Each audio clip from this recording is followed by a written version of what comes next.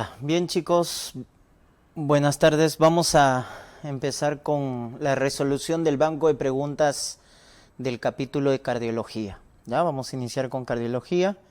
Como habrán visto, ya vamos a revisar las preguntas tipo de salud. Hay algunas preguntas de NAM también, ¿no? Para revisar los temas más importantes. Bien, entonces vamos a comenzar con la pregunta número 1. Bueno, es una pregunta de NAM 2010, dice, caracteriza mejor a las fibras del músculo cardíaco. Esta es una pregunta de histología, ya, clásica, que ustedes tienen que recordar, ¿no? Recuerden que hay dos tipos de músculo, los llamados el músculo estriado y el músculo liso, ¿no? El músculo estriado es el músculo esquelético y el músculo cardíaco. ¿Estamos? Ahora, ¿por qué se llama estriado? Porque hay una unidad anátomo-funcional que se conoce con el nombre de sarcómera, ¿no? El sarcómero. Esta es la unidad anátomo-funcional que está delimitado por dos líneas Z, ¿ya? Entonces ahí eso se llama músculo estriado. Recuerden que el músculo, pues, esquelético es un músculo voluntario, ¿no es cierto?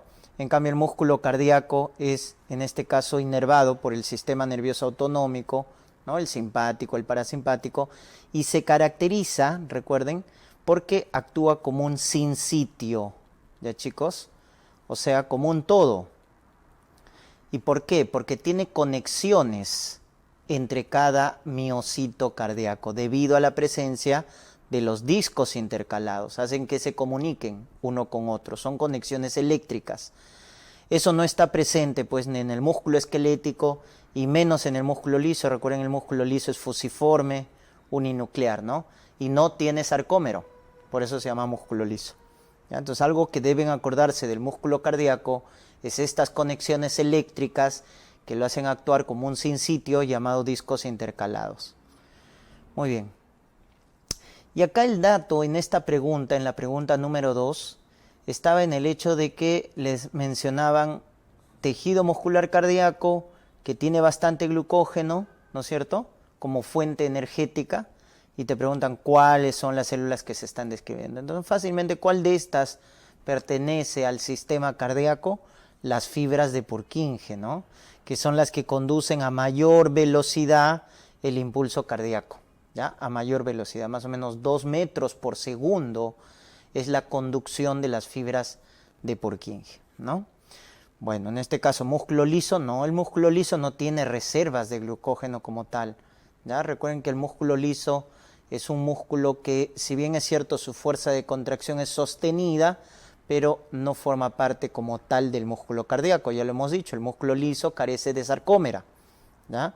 El músculo cardíaco sí tiene sarcómero y por eso se le llama estriado, ¿no? ¿Por dónde pasa el impulso al músculo del ventrículo? Acá muchos se han confundido. Entonces, miren, nodo sinusal es el marcapaso primario, ¿no? A través de los haces internodales le pasa el impulso al nodo AB, que es el marcapaso secundario. El nodo AB le pasa el impulso al haz de His. Y el haz de His, ¿a quién le pasa el impulso? No le pasa al músculo del ventrículo, le pasa a la rama derecha, rama izquierda del haz de His. ¿Y dónde termina? En las fibras de Purkinje. O sea, el haz de His lleva el impulso eléctrico a las fibras de Purkinje. Y recién las fibras de Purkinje son las que llevan, ¿no es cierto?, el impulso al músculo propiamente del ventrículo. Entonces, esa es la conducción, ¿no? Ese es el camino que sigue el impulso cardíaco. Entonces, nodo sinusal, haces internodales, nodo AB, haz de His, fibras de Purkinje. Y finalmente las fibras de Purkinje, que es toda una red, va a llevarle el impulso al músculo del ventrículo, a la masa contráctil, ¿ya? Entonces por eso mucho se ha confundido. Entonces las de His no le pasa al músculo, le pasa a las fibras de Purkinje. Las fibras de Purkinje son las que realmente terminan en la masa ventricular. Estos son haces internodales, ¿ah? El haz medio se llama el haz de Wenkenbach, el haz posterior es el haz de Torel. El haz de Bachmann es muy importante porque lleva el impulso de la aurícula derecha a la aurícula izquierda. O sea, de acá sale un haz hacia la aurícula izquierda, este es el haz de Bachmann. Es el que lleva el impulso de la aurícula derecha a la aurícula izquierda, ¿ya? El haz de Bachmann. ¿Qué arteria irriga el nodo sinusal, ¿no? Tu marcapaso primario, el nodo AB también, que es el marcapaso secundario. Entonces, estos marcapasos son inervados por la coronaria derecha, ¿ya chicos? Por eso esta es la más importante desde el punto de vista eléctrico. En cambio, la más importante desde el punto de vista mecánico es la izquierda. Esta es la más importante desde el punto de vista mecánico porque va a dar la rama llamada descendente anterior, ¿no?, que irriga la mayor parte del ventrículo izquierdo, y la circunfleja, que irriga la cara lateral del corazón, ¿no?, en este caso del ventrículo izquierdo también. Entonces, desde el punto de vista mecánico, la coronaria izquierda es la más importante, pero desde el punto de vista eléctrico, la coronaria derecha. ¿Por qué? Porque la coronaria derecha da rama para el nodo sinusal, para el nodo B, para el haz de His incluso, y su rama más importante, la coronaria derecha, es la descendente posterior, recuérdense, ¿eh? Descendente posterior. Muy bien, acá tenían que acordarse de los ejes, ¿no? Entonces, el eje normal del corazón va de menos 30 a más 90, ¿correcto? De menos 30 a más 90 es el eje normal. Cuando se vuelve más negativa, de menos 30 a menos 90, recuerden que ahí es hipertrofia de ventrículo izquierdo, ¿correcto? Cuando se vuelve más positivo, es decir, de más 90 a más 180, esa es desviación a la derecha, porque acá hablamos en una hipertrofia de ventrículo derecho. Entonces, como se dan cuenta, mientras más negativo, desviación a la izquierda, más positivo, desviación a la derecha. Pero acá están mencionando menos 140 cae acá, ese es menos 140. ¿Y eso qué es? Crecimiento biventricular. Crecimiento biventricular. ¿A cuál de las siguientes estructuras se le denomina segundo marcapaso? Todos hicieron bien, ¿verdad? Nodo AB es el segundo marcapaso. El primero es el nodo sinusal y el marcapaso terciario es las fibras de Purkinje, ¿correcto? Las fibras de Purkinje. Están los tres marcapasos: fisiológico, el nodo sinusal. Algo de semiología les preguntaron en el Salud de 2006. Les preguntaron en dónde existe pulso paradójico, ese pulso que disminuye más de 10 milímetros de mercurio durante la inspiración, ¿ya? ¿Dónde se produce? Lo primero que debes pensar es taponamiento cardíaco. Segundo, tromboembolismo pulmonar. Tercero, pericarditis constrictiva. Ya está, esas son las causas de pulso paradojal, ¿ya? Taponamiento cardíaco, tromboembolismo, pericarditis constrictiva y la crisis asmática también severa, ¿ya? Crisis asmática severa también genera pulso paradojal. Acá también la mayoría ha hecho bien. En un cuadro, ¿no?, de dolor torácico agudo, no traumático, que viene un paciente de emergencia, lo primero es pensar en un problema coronario. Claro, hay que ver el contexto, ¿no? Generalmente pensarlo en mayores de 50 años, con factores de riesgo cardiovascular. O sea, te viene un paciente diabético, hipertenso, fumador, dislipidémico, con dolor de pecho, lo primero que debo pensar es un cuadro coronario. Claro, y hay que tratarlo como tal hasta que se demuestre lo contrario. Sobre todo, como les digo, en adultos mayores con factores de riesgo, ¿no? Los problemas esofágicos son frecuentes, ¿no? Una enfermedad de reflujo va con dolor torácico, una esofagitis, etcétera, ¿no? Entonces eso es falso. La presencia de costocondritis descarta el diagnóstico, no, es un problema de la caja torácica, pero no descarta, ¿no? Además que es diferente la semiología. La costocondritis es un dolor más localizado, empeora con la respiración, cambia con la respiración, ¿no? La del cuadro coronario no. Si es menor de 50 años, lo más probable es que se trate de un ataque de pánico. Bueno, eso es probable, pero no cierto al 100%, ¿no? En gente joven, bueno, hay que pensar cuadros extracardíacos, ¿no es cierto? Uno de ellos puede ser el ataque de pánico, pero no necesariamente, ¿no? No necesariamente. Pueden ser también problemas esofágicos, endocrinológicos, y recuerden que los problemas psiquiátricos son de exclusión, son de descarte. Entonces, no es que porque sea joven, de frente voy a pensar en un problema psiquiátrico o algo, ¿no? Primero, descartar problema orgánico. A la cabeza, problema cardíaco, coronario. Luego ya problema pulmonar, endocrinológico, etc. Los beta bloqueadores son útiles en el control de los síntomas de angustia y también sirven cuando hay hiperactividad simpática, porque eso es su efecto, bloquean los receptores beta. Recuerden los beta adrenérgicos, los receptores beta del simpático, pues, ¿no? Entonces, ¿dónde está el beta 1? Recuerden, el beta 1 está en el corazón, está en el riñón, ¿no? Los beta 2 están en los vasos, haciendo vasodilatación. El beta 1 aumenta la frecuencia cardíaca, en el riñón aumenta la secreción de renina. Eso es lo que hacen los beta adrenérgicos cuando viene la norepinefrina, ¿no? El beta 2 también hace broncodilatación, no solo vasodilatación, sino también broncodilatación, abre los bronquios. Entonces los fármacos, esto es todo estimulado por la norepinefrina, que viene del tono simpático. Entonces los beta block justamente se emplean para bloquear estos efectos. Cuando el tono simpático está muy aumentado, entonces damos los beta block. Van a bloquear los receptores, pues beta 1, beta 2, ¿no? Entonces tenemos los selectivos, acuérdate, la mnemotecnia, MAVE, metoprolol, atenolol, bisoprolol, esmolol, son los selectivos, o sea, los que solo te bloquean al beta 1. En cambio, los no selectivos, o sea, los que te bloquean beta 1, beta 2, ahí está propranolol, nadolol, timolol, son los no selectivos, ¿no? Que te producen broncoespasmo, porque al bloquearte al beta 2 te están bloqueando la broncodilatación, por eso están contraindicados en asma, en EPOC, ¿no? Los no selectivos no puedes dar cuando hay broncoespasmo.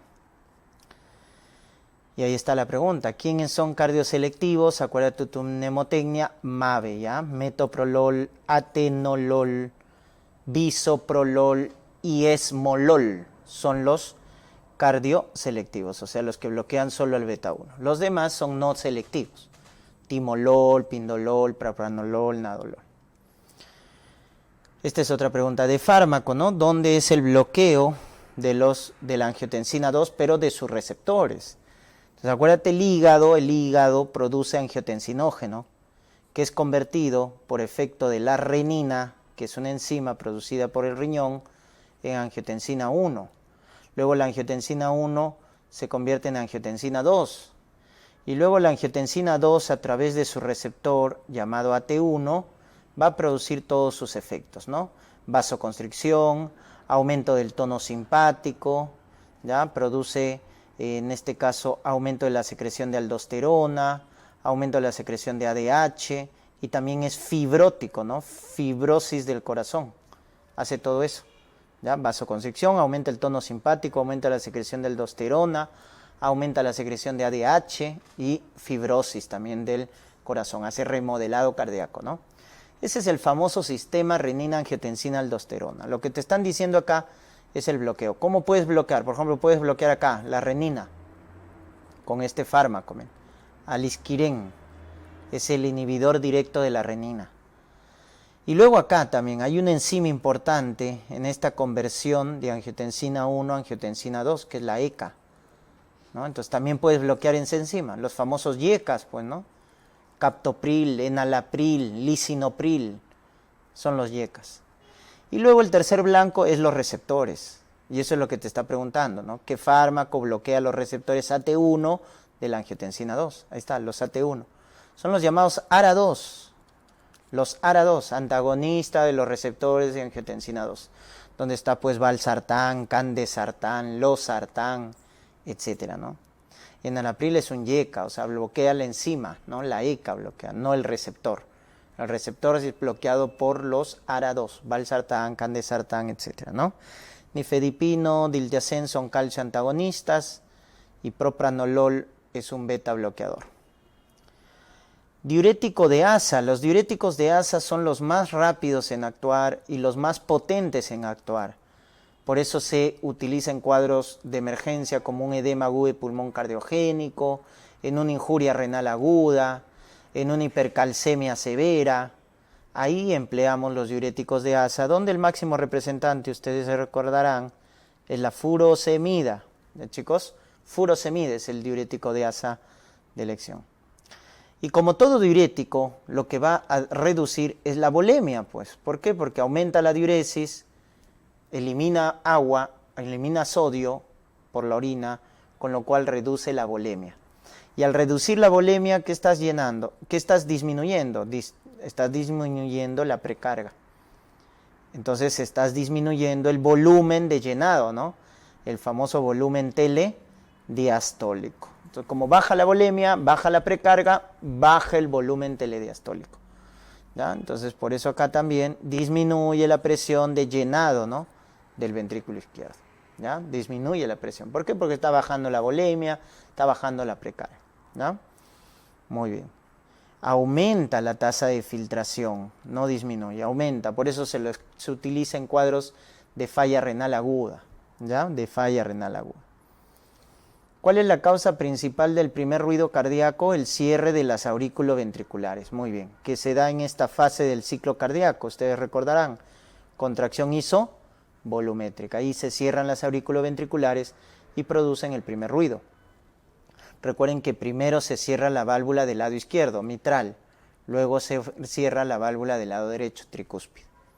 En cambio, el cierre de las semilunares, ahí está, miren, de las semilunares, aórtica, pulmonar, ¿ya? Da el segundo ruido cardíaco. ¿Ya? El cierre de las aurículo-ventriculares, primer ruido, cierre de las semilunares, segundo ruido, que se da en esta etapa, ¿no? La relajación isovolumétrica. Nuevamente, primero se cierran las válvulas del lado izquierdo, aórtica, luego se cierra la válvula pulmonar.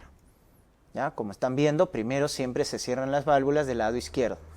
¿Ya? Primer ruido, segundo ruido. Da el inicio de la contracción isovolumétrica. Dijimos en la contracción isovolumétrica que se produce el primer ruido debido al cierre de las aurículo-ventriculares. ¿Quién se cierra primero? Lado izquierdo, ¿no? Mitral. Y luego lado derecho, tricúspide. Claro, te están diciendo del ventrículo derecho. Ah, ya, entonces cierre de la válvula tricúspide. Cierre de la válvula tricúspide. Porque te están diciendo del ventrículo derecho. Para los que han marcado válvula mitral, si solo nos hubieran dicho quién da el inicio de la contracción isovolumétrica, correcto. El que da el inicio es el cierre de la válvula mitral. Pero te están diciendo del ventrículo derecho. Ah, del ventrículo derecho es el cierre de la tricúspide, pues. Pregunta de farmacología, ¿no? La dobutamina. Chicos, la norepinefrina, la epinefrina, la dobutamina, la misma dopamina, son agonistas mixtos. O sea, hacen estímulo del receptor alfa y el receptor beta. Son agonistas mixtos. Lo que pasa es que hay una preferencia. Por ejemplo, la norepinefrina prefiere los receptores alfa a los beta del corazón. La epinefrina es al revés. Prefiere el beta en alfa. Recuerda que el alfa está en los vasos. El beta 1 está en el corazón. La dobutamina también es igual. Miren, prefiere el beta en relación al alfa 1. Incluso más selectividad por el beta. Pero también estimula el alfa. Y la dopamina va por ahí, ¿no? Entre el beta y el alfa. Pero estimula los receptores de dopamina, ¿no? Propiamente. Entonces hay una selectividad, pero en realidad son agonistas mixtos, pues, ¿no? No es propio beta, no es solo beta 1, ¿correcto? No es solo beta 1, son mixtos, ¿ya? Son mixtos. ¿Qué canal se abre en la repolarización? Entonces tienen que recordarse el potencial de acción del músculo cardíaco, que tiene esta forma, ¿no? Esta es la fase 4, que es el potencial de reposo. Esta es la fase 0, que es la despolarización, donde entra sodio, recuerden. Fase 0 es la despolarización, donde entra sodio. 1 no tiene mucha importancia. 2, ese es meseta. Esa meseta, ahí ¿quién entra? Calcio. Calcio. Y luego finalmente la fase 3, que es la repolarización. Porque sale ¿quién? ¿Quién sale? Potasio. Potasio. ¿Ya, chicos? Acuérdense. Si es despolarización, sodio. Repolarización, potasio. Pues, potasio, ¿no? Entonces ahí están viendo las fases. ¿Ah? Fase 0, entra sodio. Fase 2 meseta, entra calcio. Fase 3, repolarización, sale potasio. Eso es básico que se acuerden del potencial de acción del miocito cardíaco. Los impulsos de los varoreceptores. ¿Quiénes son los varoreceptores? El seno aórtico, el seno carotidio. Son varoreceptores, o sea, son receptores de alta presión. ¿Ya? De alta presión, o sea, captan la elevación de presión arterial de forma aguda.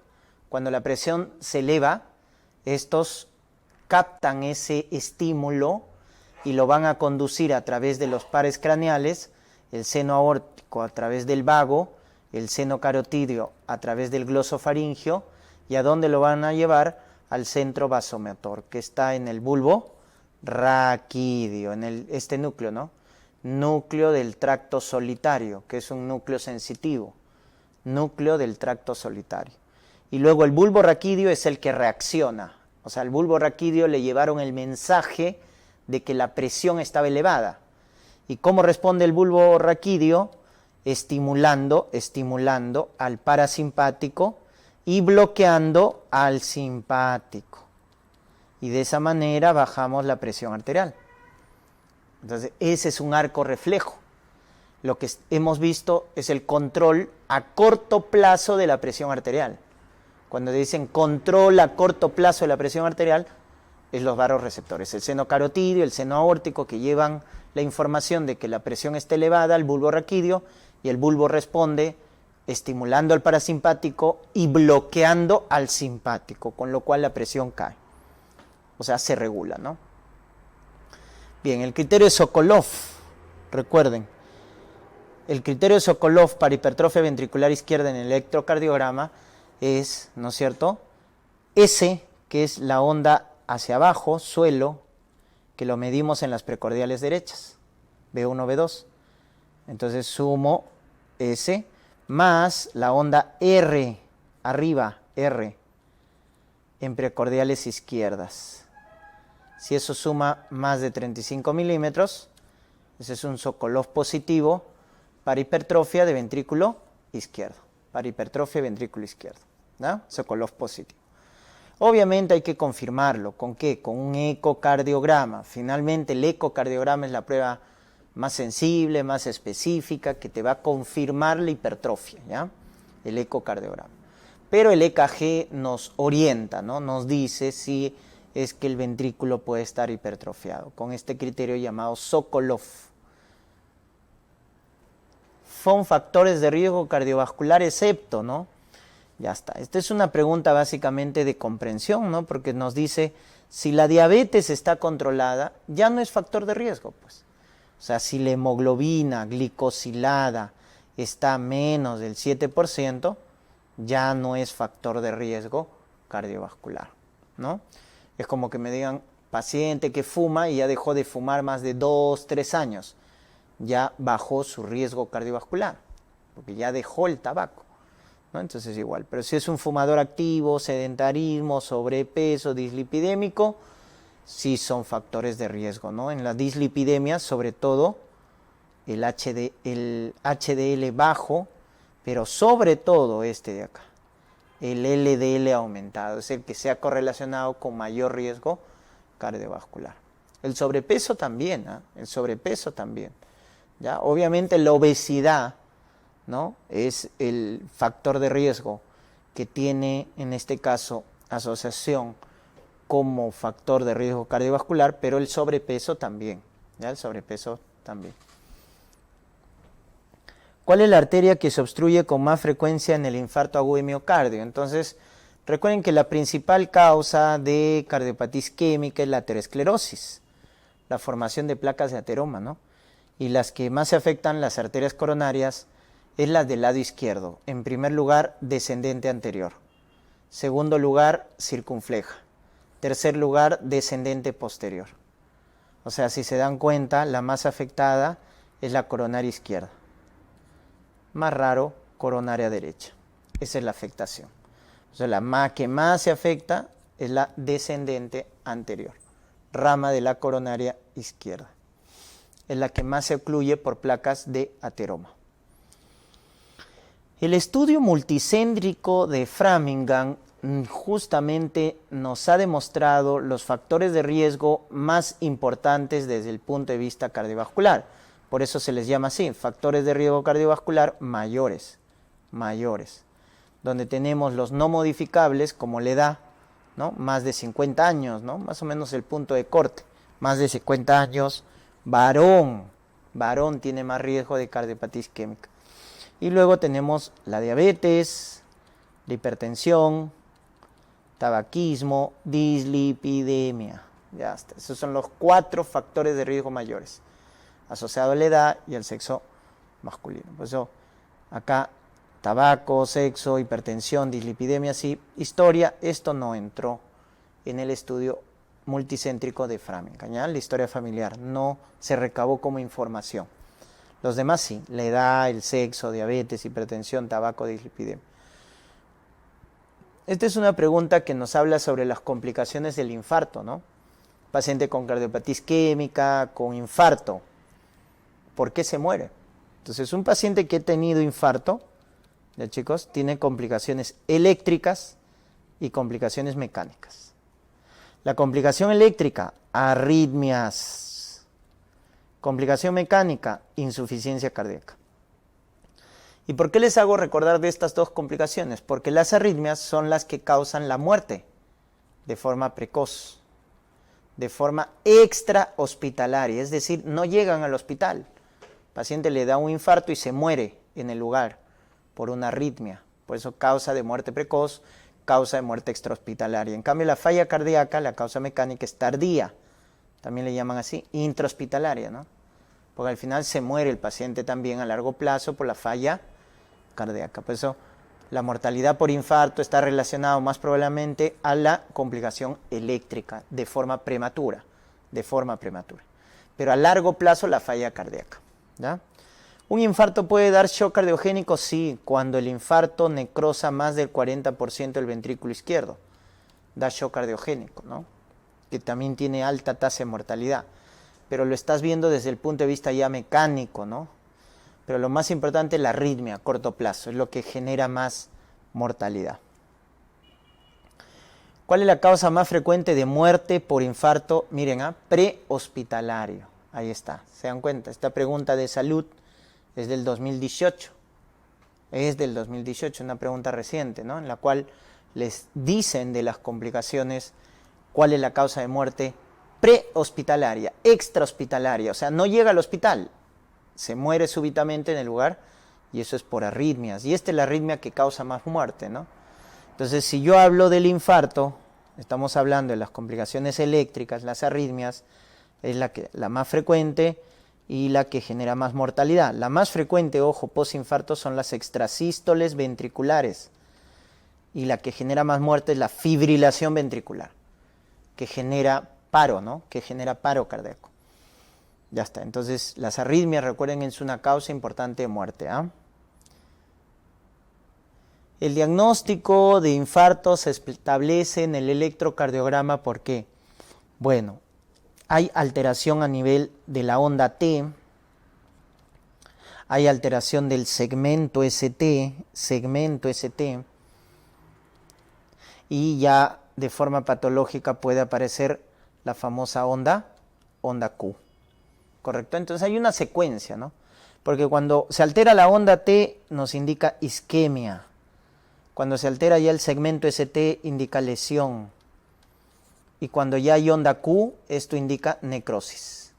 Entonces, son estadios, pues, ¿no? Entonces me dicen una onda T negativa, sobre todo, negativa, simétrica, esa es una onda de isquemia, ¿ya? Cuando es negativa, simétrica, esa es onda de isquemia. Cuando el ST se eleva, ¿no? Ya nos está indicando mal pronóstico. Y ya cuando aparece la onda Q, pues el infarto con onda Q, le dicen, ¿no? Ya cuando hay onda Q, nos dicen que hay necrosis. Entonces, esto, ¿no? Elevación del ST, inversión de la onda T, onda Q. Ya nos está dando justamente las características de cómo se produce un infarto, ¿no? Se altera la onda T, se altera el segmento ST y al final aparece la onda Q. Y miren el contexto, varón, adulto mayor, diabetes, hipertenso. Tiene factores de riesgo cardiovascular mayores. Ingresa con dolor de pecho. Entonces, tu primer diagnóstico es una cardiopatía isquémica, ¿no? Ya está, de más o menos intenso, sin irradiación, al examen pulso, taquicárdico, ruidos regulares y el EKG está normal. Muy bien.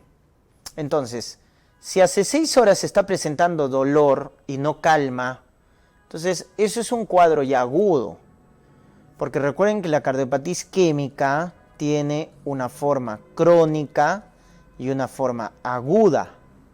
La forma crónica es la angina estable, que como su nombre lo indica, se estabiliza. O sea, generalmente el dolor calma y no dura más de 20 minutos. Calma dentro de los 20 minutos, con el reposo, con los nitratos, pero calma.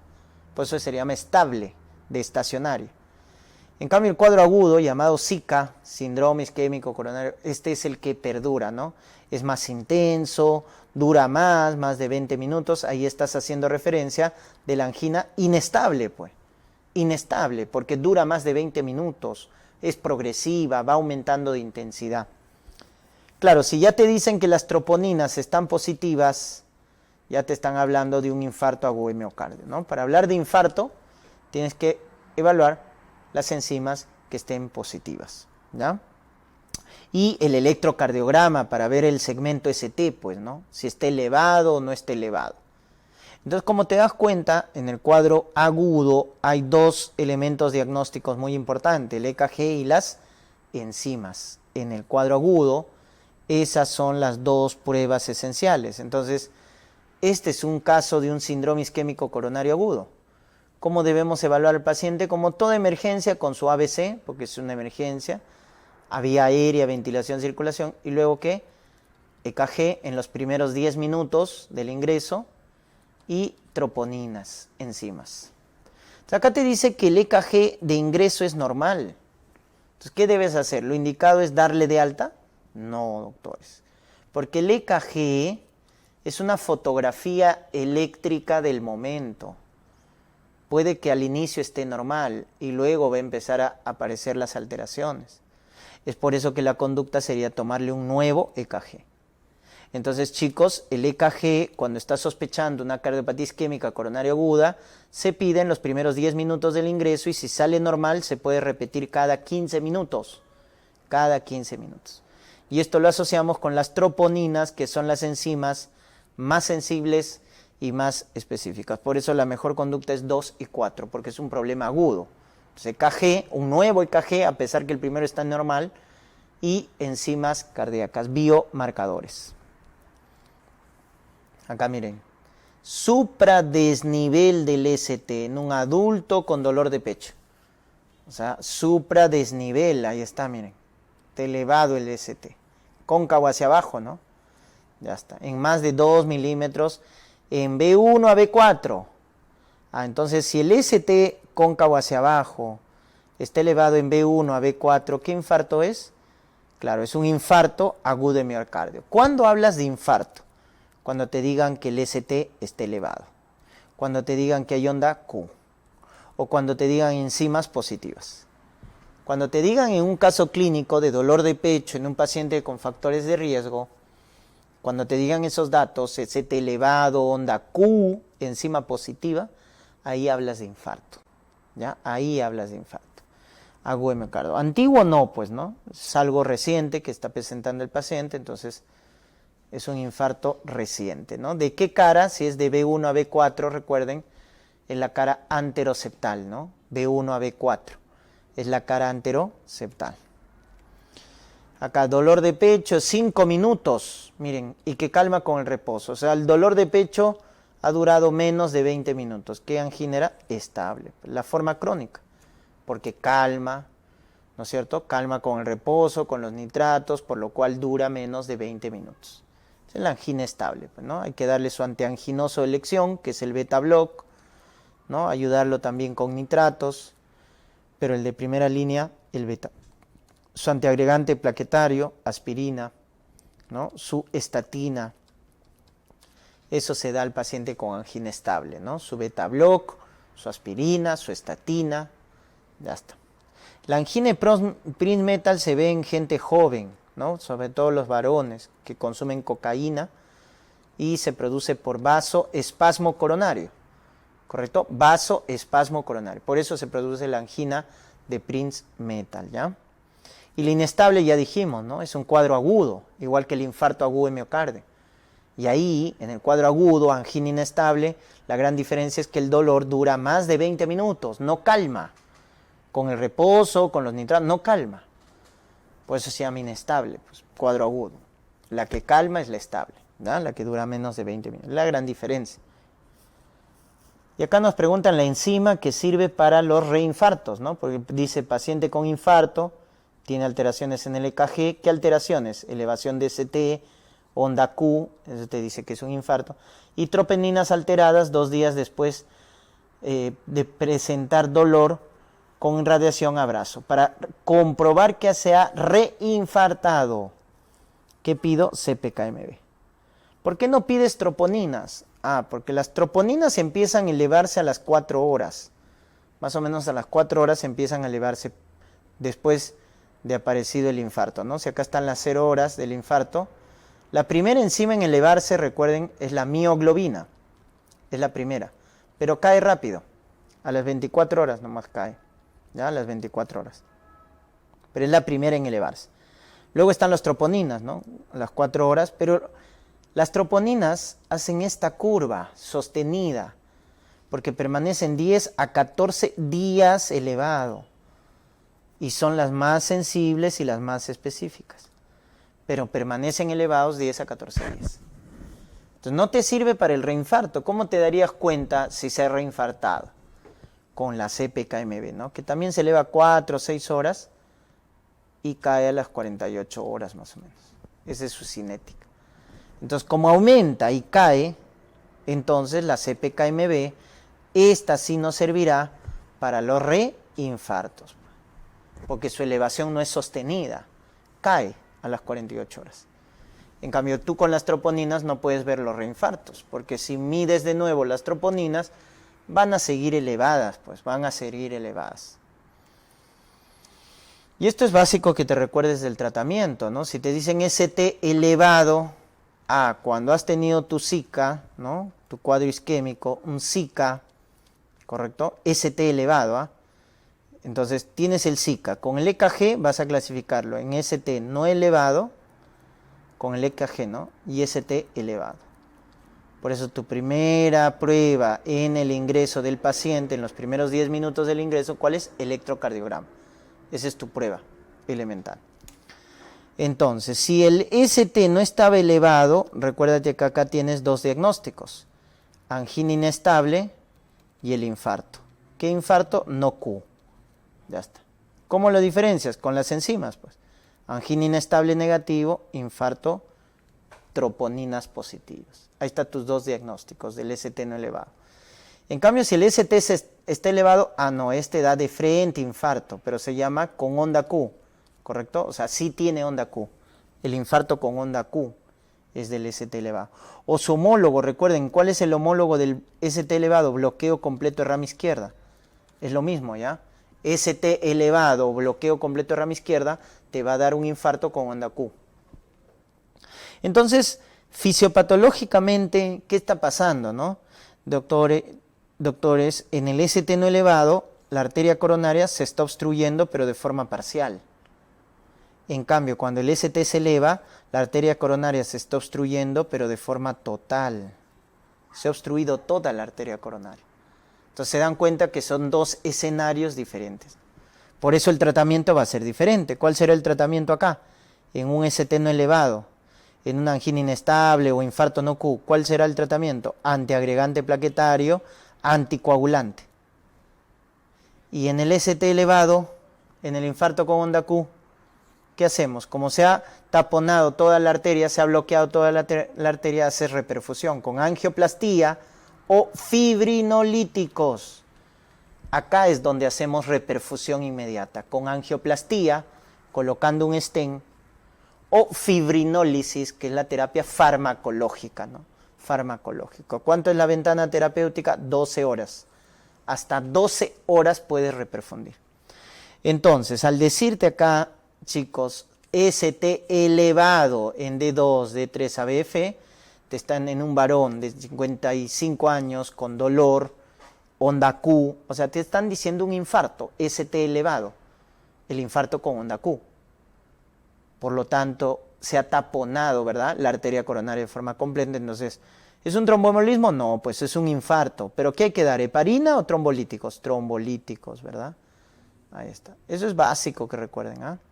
Entonces, el tratamiento del ST elevado es la reperfusión con fármacos trombolíticos. O también podría haber sido angioplastía, ¿no?, colocando stent. Miren acá, mujer de 48 años, acude por dolor precordial, no irradiado, opresivo, de moderada intensidad. En la conducta inicial, que incluye excepto, dice. Entonces, es un cuadro isquémico coronario agudo, ¿no? Un cuadro isquémico coronario agudo. Entonces, EKG, sí. Enzimas, troponinas, también. Aspirina, dosis de ataque, ¿no? Recuerden que en el Zika hay que darle nitroglicerina por vía sublingual, aspirina a dosis de ataque, 300 miligramos. Oxígeno si está desaturando, menos del 90%. Estatinas, beta-block. Ese es el manejo inicial de todo Zika. Nitroglicerina, aspirina, oxígeno si está desaturando. Por eso acá aspirina, oxígeno por cánula binasal, pero ojo, cuando la saturación de oxígeno es menos del 90%. ¿Ah? Se pasa oxígeno cuando la saturación está baja. ¿Estamos? Muy bien. ¿Cuál no incluye?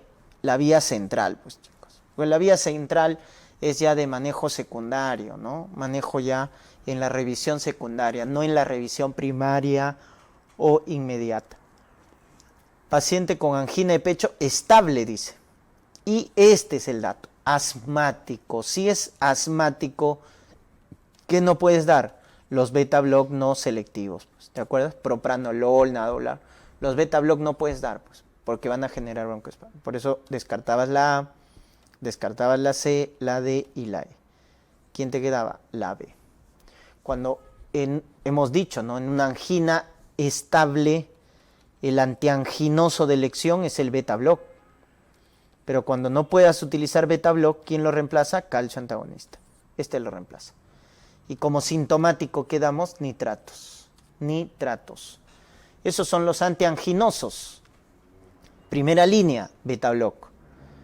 Cuando no puedas darlo, calcio antagonistas. Por eso acá lo reemplazamos con calcio antagonista, su antiagregante plaquetario, su sintomático. La hipertensión sistólica en el anciano, ¿no? Esa hipertensión sistólica aislada del adulto mayor se debe a esto, ¿no? Al endurecimiento de las arterias. Las arterias son menos elásticas en un adulto mayor, ¿ya? Por eso se eleva la presión y solo se eleva la sístole. Solo se eleva la presión sistólica. La diastólica se mantiene normal y eso se ve en los adultos mayores. En los jóvenes es al revés. En los jóvenes la que más se eleva es la presión diastólica y eso tiene mal pronóstico, ¿eh? Cuando sobre todo se eleva la presión diastólica. Muy bien, esta es la retinopatía, ¿no? Recuerden los 4 órganos afectados por hipertensión, son corazón, cerebro, retina, ¿no?, y el riñón. ¿Ya? Son los 4 órganos diana que se afectan. Y en el ojo, en la retina, tenemos la clasificación de Katie Wegener, ¿no? 1 es la vasoconstricción arteriolar, 2, los signos de cruce arteriovenosos, 3, hemorragia, exudado, y 4, edema de papila. Edema de papila. ¿Ya? Entonces estamos acá, 3. Pues nos dice exudados, pues, ¿no? Exudado, hemorragia, eso es 3. 2 es signo de cruce arteriovenoso. 1 es vasoconstricción arteriolar y 4 edema de papila.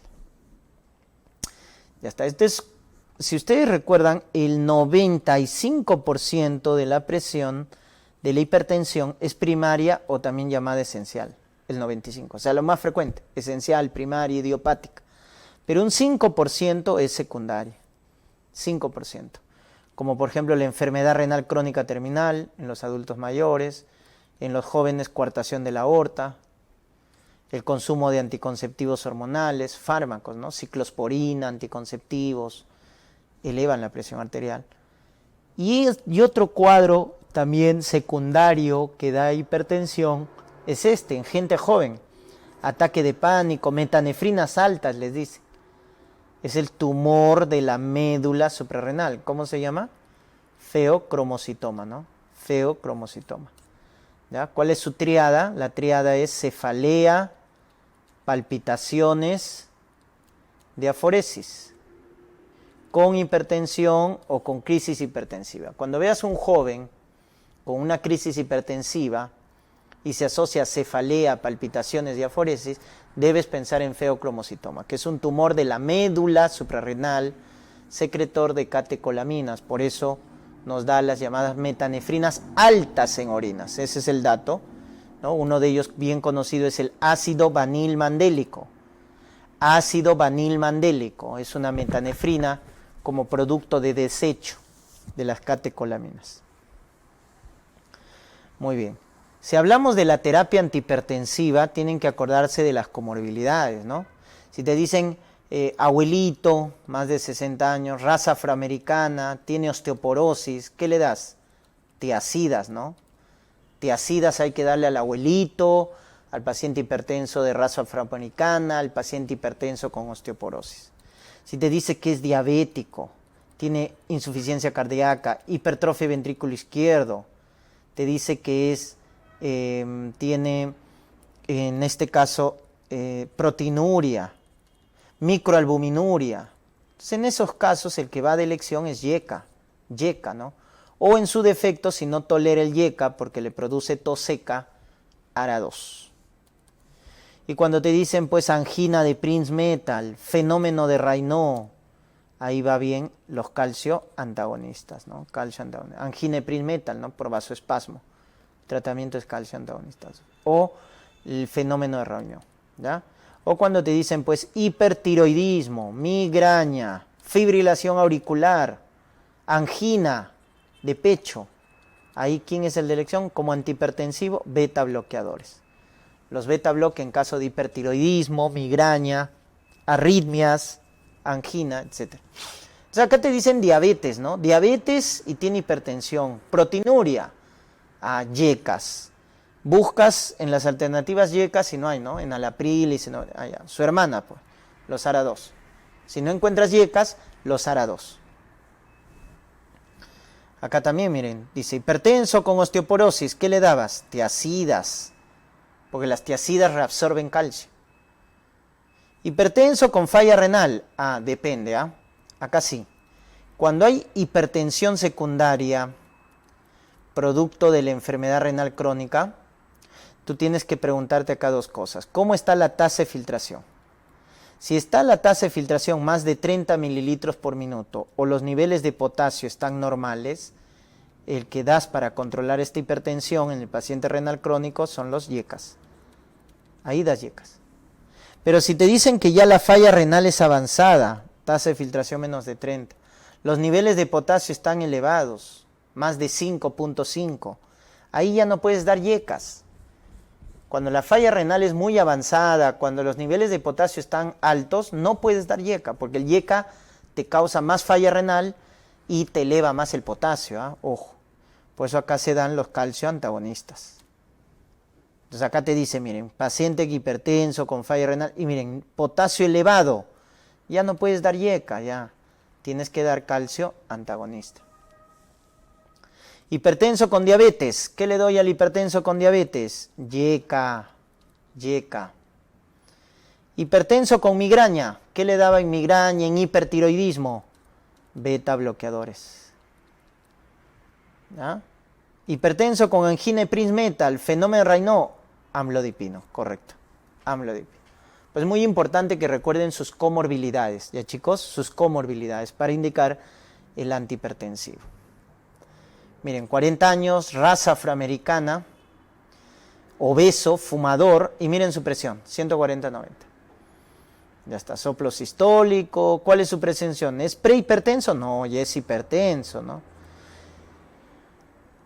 Nos guiamos según la escuela europea, ¿ya? La escuela europea nos dice que el paciente hipertenso es cuando su sistólica es más de 140 y su diastólica más de 90. Ese es hipertenso, estadio 1, ¿no? Estadio 2 es más de 160, más de 100. estadio 2. Ahora, la AJA, la Escuela Americana, redefinió los valores de hipertensión, ha redefinido los valores. Porque para la Escuela Americana, decir hipertenso estadio 1, a lo que tú conocías, 140-90, le restas a cada uno 10. O sea, 130-80. Eso ya es hipertenso para el americano, miren. Más de 130, más de 80, ya es hipertenso para la escuela americana. Y la hipertensión estadio 2 es más de 140-90. O sea, por eso se dan cuenta que la escuela americana ajustó los valores. Por eso, según la escuela americana, hay más hipertensos, porque ha bajado el punto de corte. Ya está. Entonces, aquí en Perú seguimos guiándonos por la escuela europea. ¿Ya? La escuela europea. Por eso, 140-90, hipertenso. ¿Y cuántos fármacos ya le daría? Bueno, es de raza afroamericana, obeso, un fármaco, pues, porque hipertenso estadio 1 es un fármaco. Estadio 2, 2 fármacos. Y luego hacer control mensual, pues, ¿no? Y ver si está controlando o no la presión. ¿Ya? Entonces, estadio 1, un fármaco. Estadio 2, 2 fármacos. Entonces, por el nivel de presión, 140-90 es un estadio 1. Miren esta pregunta que nos dice presión arterial de 190-110 con potasio de 2.5 y estenosis bilateral de la arteria renal. ¿Qué fármaco está contraindicado? Muy bien, los IECAS. Entonces, así como te has acordado las indicaciones, también te tienes que acordar las contraindicaciones. Por ejemplo, tiazidas no puedes dar si el paciente tiene gota o si el paciente tiene dislipidemia. Está contraindicado las tiazidas. ¿Ya? No puedes dar IECA. ¿En qué caso? O ARA2, porque tienen el mismo bloqueo en el sistema, renina-angiotensina. No puedes dar en embarazo, porque son teratogénicos. Y en la estenosis bilateral de la arteria renal. Por eso es la respuesta acá. Los calcioantagonistas no puedes dar en falla cardíaca sistólica, porque descompensa al paciente. Los beta bloqueadores no puedes dar en broncoespasmo, ¿no? Asma, EPOC o enfermedad arterial periférica. Ahí están las contraindicaciones. Entonces, así como te acuerdas de las indicaciones de los antihipertensivos, también te tienes que acordar de las contraindicaciones. Miren, este caso clínico del 2019 de salud, ¿no? Es una pregunta muy reciente del último examen. Es muy interesante porque les preguntaba sobre el manejo de la hipertensión en paciente con falla renal. Porque miren, te decía creatinina de 10. Obviamente estamos hablando de una falla renal. Con presión de 140-90. ¿Correcto? Descompensado, ¿no? En anasarca, alteraciones. Miren los niveles de potasio. 7. Entonces, rápidamente nos damos cuenta pues que este paciente está hiponatrémico, miren, una hiponatremia marcada, ¿no? Menos de 135, con niveles de potasio. O sea, es una falla renal crónica avanzada, pues, ¿no? Avanzada. Lo más probable es que su tasa de filtración esté menos de 30 mililitros por minuto, porque los niveles de potasio están elevados, ¿no? Y en ese contexto, ¿qué antihipertensivo utilizábamos? Ya no podías utilizar IECAS, porque los IECAS elevan más los niveles de potasio, acuérdate, ¿eh? IECA, ARA2, espironolactona, son fármacos que elevan los niveles de potasio. Entonces ya no podrías dar IECA, tampoco ARA2, en dirección en falla renal avanzada, cuando los niveles de potasio están muy elevados, son los calcioantagonistas. Ese es entonces el tratamiento que deberíamos dar a este paciente, ¿no? Ya está. Y obviamente ya por la encefalopatía hasta probablemente vaya a hemodiálisis, ¿no? A hemodiálisis. Niño de 5 años a quien un antihistamínico le ha provocado torsades de Points, dice. ¿Ya? Entonces, chicos, el torsades de Points es una taquicardia ventricular, llamada polimórfica porque los QRS son de diferente forma. ¿Ya? Se llama polimórfica, helicoidal, etc. Cuyo factor de riesgo es esto, el QT largo. Doctor, ¿qué es un QT largo? Cuando mide más de 0,45 segundos. O también te pueden poner así, más de 450 milisegundos. Va a ser lo mismo, pues. Más de 0,45 segundos o más de 450 milisegundos. Cuando el intervalo QT tiene esos valores, por encima de esos valores, entonces se llama QT largo. Y el QT largo, chicos, predispone a torsades de Points. ¿Y quién hace eso? Varios fármacos que ustedes tal vez ahora por la pandemia hayan escuchado, ¿no? La hidroxicloroquina, sobre todo cuando se combina con acitromicina. ¿Ya, chicos? Estos fármacos que ustedes han visto que se ha utilizado para los casos leves y en casos al inicio de los pacientes infectados por coronavirus, muchos de ellos han fallecido. No por la infección, sino por la reacción adversa que han producido estos fármacos, ¿ya? Que era la de arritmias ventriculares y producir el torsade de Points, ¿ya? Entonces, ojo, hidroxicloroquina, acitromicina, moxifloxacino, quinolonas, en paciente con tuberculosis, tratado con moxifloxacino también se prolonga el intervalo QT, los antidepresivos tricíclicos, ¿ya?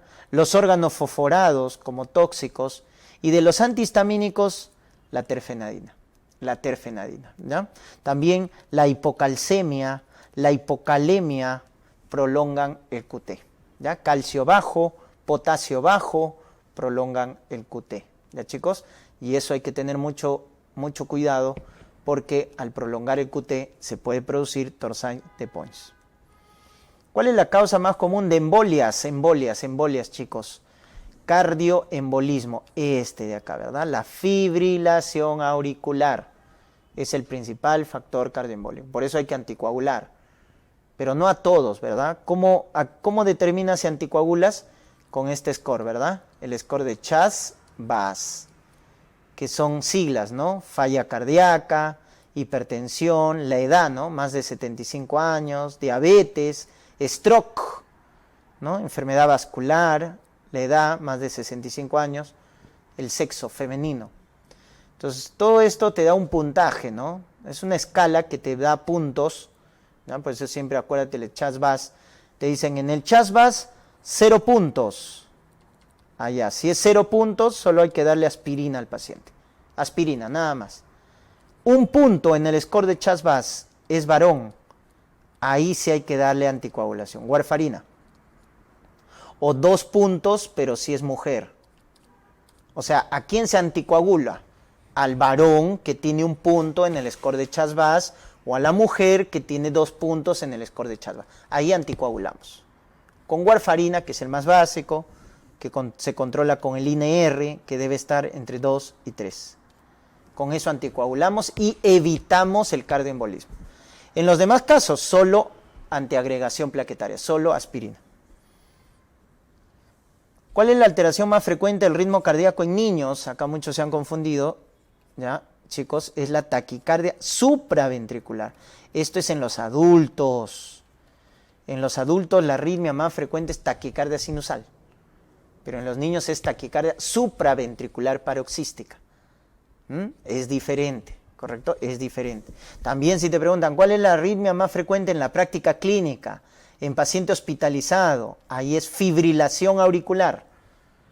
Entonces, mucho cuidado con la pregunta, ¿eh? Entonces, la alteración o la arritmia más frecuente en niños, taquicardia supraventricular paroxística. En adultos, taquicardia sinusal.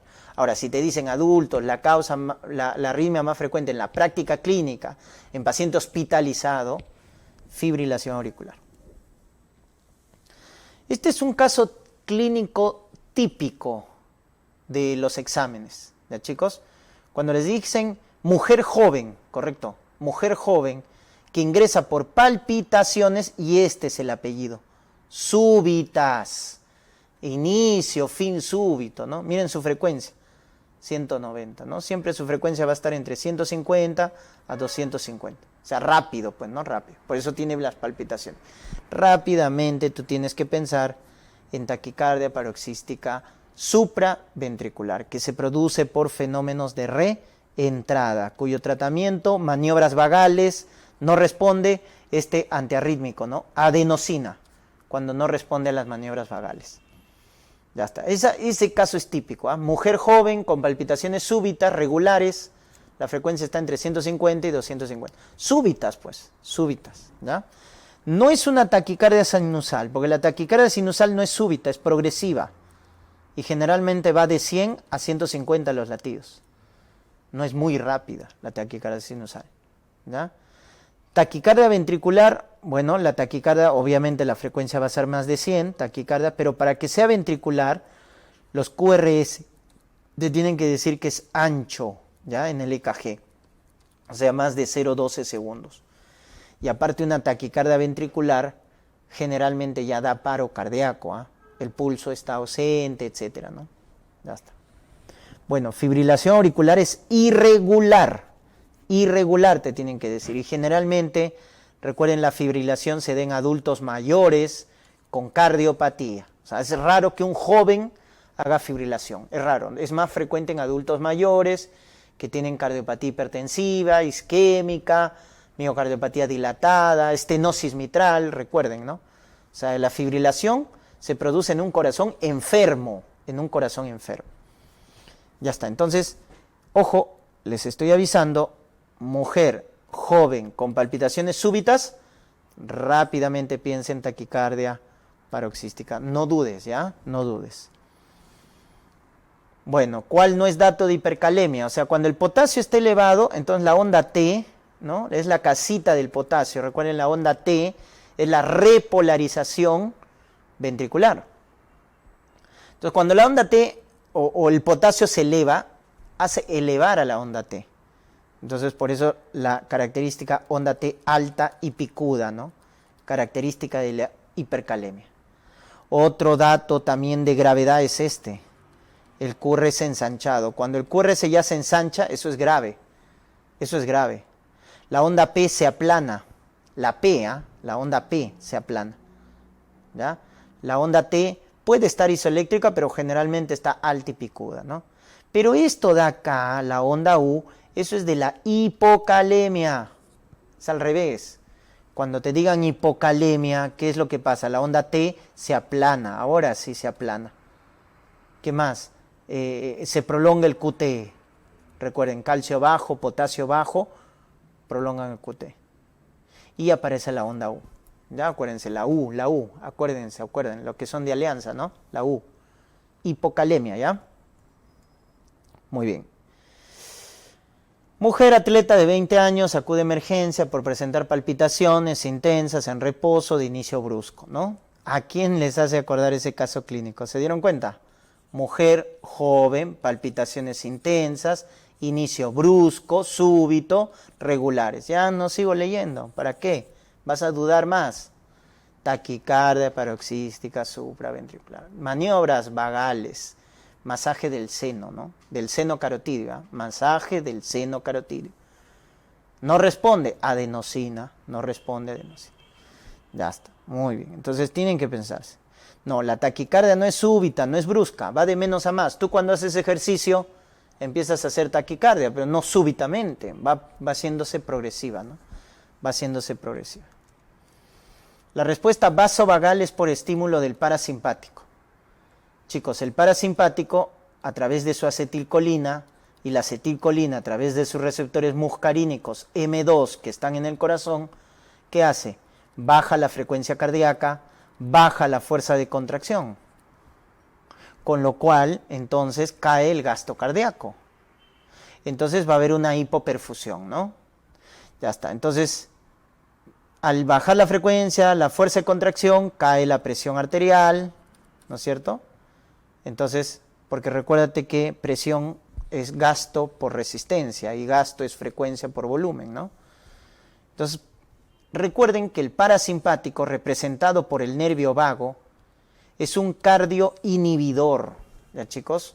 Baja la frecuencia cardíaca, baja la presión arterial, baja la fuerza de contracción, baja el gasto cardíaco, hace vasodilatación, etc. Por eso hace esto, ¿no? Bradicardia, hipotensión. Bradicardia, hipotensión. Con su cortejo vegetativo, náuseas, vómitos, etc. No hay taquicardia, pues, ¿no? No hay taquicardia. Taquicardia lo hace el simpático, ¿no? El simpático, recuerden, el simpático trabaja con la norepinefrina. La norepinefrina tiene su receptor beta 1 en el corazón y este es el que hace todo lo contrario. Aumenta la frecuencia cardíaca, aumenta la fuerza de contracción, aumenta la presión arterial. Es lo contrario del simpático, ¿no? Ya está. Y muchos han marcado la E. Esto no hace el vago. La incontinencia de los esfínteres no. Eso es un problema ya central, ¿ah? No es por el vago, ¿ya? La relajación de esfínteres, ¿no? ¿Cuál de los siguientes hallazgos es de la hipercalemia? ¿Qué les había dicho la hipercalemia? Ahí está, la onda T, ¿verdad? Alta picuda, y esto es grave. Cuando en una hipercalemia te digan, córrese ancho, eso es hipercalemia grave. ¿Qué hay que colocarle al paciente? ¿Se acuerdan de nefrología? Gluconato de calcio, ¿verdad? Porque ¿quién generalmente es el que hace hipercalemia? El paciente con falla renal crónica. Los pacientes nefrópatas son los que retienen potasio, elevan el potasio y puede dar arritmias ventriculares. Entonces por eso hay que monitorizar la hipercalemia, ¿no? Con un EKG y ver qué cambios hay. Entonces puede que no haya cambios, puede que la onda T ya esté alta y picuda, o el QRS está ancho. Cuando el QRS está ancho, la hipercalemia es grave y ahí hay que colocarle gluconato de calcio para evitar las arritmias, ¿verdad? Ya está. ¿Se acuerdan de este fenómeno de Wenckebach? Entonces, cuando el intervalo PR simplemente estaba largo, pero siempre conducía, ese es el bloqueo de primer grado. O sea, simplemente el PR está largo, ¿no? Más de, por ejemplo, 0,24 segundos. ¿Cuánto es el intervalo PR normal, chicos? El intervalo PR normal mide de 0,12 a 0,20 segundos. Recuerden que cada cuadradito en el EKG es 0,04 segundos. Entonces mide de 3 a 5 cuadraditos.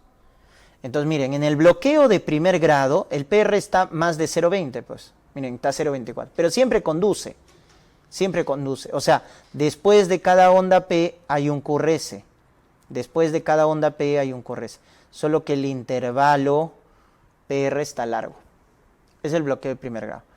El de segundo grado, chicos, es cuando ya hay un verdadero bloqueo. Es decir, hay una onda P, ya no hay QRS y se sigue con la siguiente onda P. Entonces, cuando ustedes vean eso, miren, acá la onda P se ha perdido, ¿no? Porque no hay nada y comienza de nuevo con la onda P. Ese es el bloqueo de segundo grado. Acá sí hay un verdadero bloqueo. Ahora, ¿saben cuál es la diferencia? En el segundo grado puede que el intervalo PR vaya creciendo progresivamente y se bloquea. O simplemente el PR es largo pero constante. O sea, hay dos formas en el bloqueo de segundo grado. Cuando el PR va creciendo y se bloquea, eso se llama fenómeno de Wenckebach, que se produce en el MOVITZ 1. Entonces acuérdate, ¿eh? Bloqueo de segundo grado MOVITZ 1. El PR va creciendo y se bloquea. Fenómeno de Wenckebach. En cambio, cuando el PR es constante, es largo constante y se bloquea, ese es el MOVITZ 2. El MOVITZ 2. Entonces, ¿cuál es la diferencia en el bloqueo de segundo grado? MOVITZ 1, MOVITZ 2. ¿Se han dado cuenta? Que en el MOVITZ 1 el PR va creciendo y en el MOVITZ 2 el PR es constante. Esa es la diferencia. Y en el bloqueo de tercer grado hay una disociación completa aurículo-ventricular. Disociación completa aurículo-ventricular. ¿Correcto? Ya está. Por lo tanto, acá rápidamente te dicen entonces, fenómeno de Wenckebach. Ese es en el MOVITZ 1, crecimiento progresivo del PR y se bloquea. Ya lo hemos visto en teoría. Bloqueo AB de segundo grado, que MOVITZ tipo 1 es el fenómeno de Wenckebach. Crecimiento, pero no es el 2. En el 2 el PR es constante. Eso no se llama Wenckebach. ¿Ya? Wenckebach se llama el fenómeno donde el PR va creciendo progresivamente y se bloquea. ¿Ya? Va creciendo progresivamente y se bloquea. Muy bien. Y acá, 82 años, tiene síncopes, ¿no? Pérdidas de conciencia. ¿Qué ven en su EKG? Latidos de 50 y esto, pausa de 2.5. Entonces, probablemente esas pausas es las que están produciendo los síncopes, las pérdidas de conciencia. Pero para que una pausa sea patológica debe durar más de 3 segundos, chicos. Entonces hay que buscar, ¿no? Entonces hay que buscar, ¿ya? No con un EKG, porque el EKG es la fotografía del momento. Entonces hay que buscar una monitorización de 24 horas. Y eso se hace con el estudio de Holter. O sea, hay que hacer un Holter, es decir, una monitorización del ritmo eléctrico de 24 horas para encontrar las pausas patológicas, que son las que duran más de 3 segundos. Y eso estaría explicando los cuadros de síncope que tiene esta paciente y sería una indicación de colocación de marcapaso. ¿Cuál es el medicamento con el que trato el Torsain? ¿Se acuerdan del Torsain de Points, verdad? Taquicardia ventricular polimórfica. Su antiarrítmico es sulfato de magnesio, ¿ya? El magnesio es el tratamiento para el Torsain de Points. No, gluconato de calcio es para la hipercalemia grave, les he dicho. Cuando te digan QRS ancho, ¿no? Hipercalemia con QRS ancho, ya, colócale gluconato de calcio. Si no va a ser arritmias ventriculares, ¿no? Y el paciente obviamente puede morir, ¿ya? Puede morir. Ya está. Paciente con Wolff-Parkinson-White. Este es el síndrome de preexcitación. Cuando te digan PR corto, menos de 0,12 segundos, y onda delta, ¿ah? Acuérdate, esos son los criterios para el Wolff-Parkinson-White. PR corto, onda delta. Inestable. Cardioversión eléctrica. Cualquier arritmia que te genere hipotensión, que te genere alteración del sensorio, eso se llama inestabilidad hemodinámica. Entonces, si una arritmia me genera inestabilidad hemodinámica, este es el tratamiento de elección, la cardioversión eléctrica. ¿Ya, chicos? La cardioversión eléctrica. Ya no pienso en fármacos. Claro, esto sería cuando esté estable. Los calcio antagonistas. Con eso controlo la frecuencia cardíaca en un Wolff-Parkinson-White, pero cuando esté estable, o sea, su presión normal. Pero si te dicen inestable, no, ahí ya no fármacos. Ahí tiene que ser la cardioversión eléctrica. Miren, miren este caso clínico, 50 años, ¿no? Presenta disnea, miren, 110, pulso deficitario. Chicos, ¿quién tiene pulso deficitario? O sea, cuando la frecuencia central es mayor a la frecuencia periférica. Fibrilación auricular. Fibrilación auricular, ¿ya? Entonces, ¿cuál es el fármaco de elección para prevenir los eventos cardioembólicos? Claro, porque la fibrilación es el principal factor cardioembólico, ¿ya? Entonces, warfarina, como hemos hablado, ¿no? Warfarina. Pero tienes que evaluar tu score de Chas-Basa para dar anticoagulación. Tu score de Chas-Basa le da falla cardíaca, hipertensión, diabetes, etc. Muy bien. Acá, ¿cuál de los siguientes factores es más predisponente para el desarrollo de una endocarditis infecciosa en niños? ¿Ya? Entonces, cuando hablamos de la endocarditis, el 70% de las personas que hacen endocarditis tienen una cardiopatía subyacente, doctores. ¿Ya? Entonces, en el caso de los adultos, por ejemplo, las prótesis valvulares, la valvulopatía reumática, ¿no? La estenosis, la insuficiencia mitral. En los niños, las cardiopatías congénitas. Puede ser el CIB, puede ser el CIA, puede ser, perdón, el PCA. El CIA no predispone endocarditis, lapsus. CIA no predispone endocarditis. ¿Ya? Entonces el CIB, PCA, tetralogía de Fallot, por ejemplo, ¿no? Entonces, esas son las cardiopatías o los factores que predisponen a una endocarditis. Entonces, en el caso de los adultos, prótesis valvulares o valvulopatía reumática. Y en los niños, cardiopatías congénitas. Y recuerden, la cardiopatía congénita más frecuente es CIB, ¿no? CIB. Ya. Muy bien. Claro, la faringitis estreptocócica no es el factor que predispone para el desarrollo, porque la mayoría hacemos faringitis bacteriana, solo que es una reacción cruzada, ¿no? Reacción cruzada, ¿ya? Pero si yo hago faringitis bacteriana y tengo cardiopatía subyacente, es ahí donde se hace las endocarditis, ¿correcto? Entiendan bien la pregunta. O sea, la faringitis es el causal de la fiebre reumática por ser una reacción cruzada, pero no es un factor que predispone, ¿correcto? No es un factor, porque es una reacción cruzada. Esto sería en adultos, ¿no? La valvulopatía reumática en adultos. Muy bien, ¿quién causa endocarditis? Endocarditis asociada al uso de drogas parenterales, Staphylococcus aureus, ¿no? Recuerden, es la endocarditis. Claro, acá me estoy confundiendo. Acá es fiebre reumática, ¿no? La faringitis estreptocócica, ¿no? Acá nos están hablando de endocarditis, ya muchos, miren, se han confundido, ¿va? Este es endocarditis, ¿ya? La faringitis es para fiebre reumática, es diferente, chicos, ¿ya? La faringitis bacteriana produce como reacción cruzada la fiebre reumática, que produce carditis, artritis, ¿no? Etcétera, ¿ya? Entonces, no se confundan, les están preguntando de endocarditis, ¿ya? Por eso muchos acá creo que se han confundido, ¿ya? Te están preguntando de endocarditis, no de fiebre reumática. Muy bien. Paciente que presenta endocarditis asociado al uso de drogas. Ese es el estafilococo dorado, que es la causa más frecuente, ¿no? De endocarditis en general, ¿eh? En prótesis valvular, en casos de prótesis valvular a largo plazo, ¿no? Más de un año, en válvula nativa, en los adictos a droga por vía parenteral. Esta es la causa más frecuente de endocarditis, Staphylococcus aureus, ¿ya? Epidermidis es la causa de endocarditis en prótesis valvular, pero que tiene menos de un año.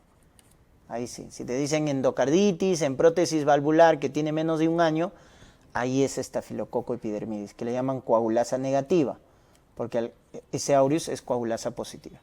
Y este es el que produce endocarditis subaguda.